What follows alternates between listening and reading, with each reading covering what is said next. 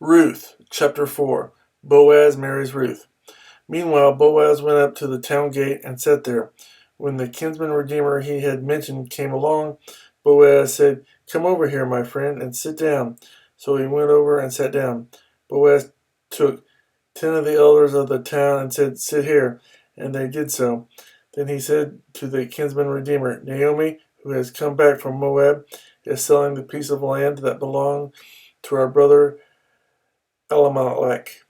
I thought I should bring the matter to your attention and suggest that you buy it in the presence of these seated here and in the presence of the elders of my people.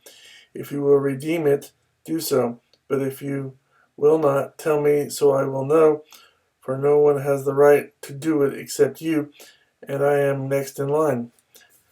"I will redeem it," he said.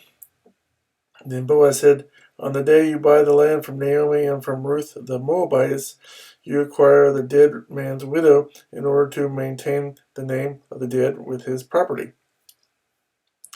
At this, the kinsman redeemer said, "Then I cannot redeem it because I might endanger my own estate. You redeem it yourself. I cannot do it."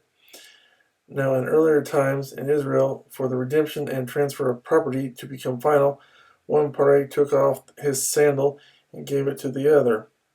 This was the method of legalizing transactions in Israel. So the kinsman redeemer said to Boaz, "Buy it yourself," and he removed his sandal. Then Boaz announced to the elders and all the people, "Today you are witness that I have bought from Naomi all the property of Elimelech, Kilion, and Mahlon. I have also acquired Ruth the Moabitess, Mahlon's widow, as my wife in order to maintain the name of the dead with his property, so that his name will not disappear from among his family or from the town records. Today you are witnesses." Then the elders and all those at the gate said, "We are witnesses. May the Lord make the woman who is coming into your home like Rachel and Leah, who together built up the house of Israel. May you have standing in Ephrathah and be famous in Bethlehem. Through the offspring the Lord gives you by this young woman, may your family be like that of Perez, who Tamar bore to Judah, the genealogy of David."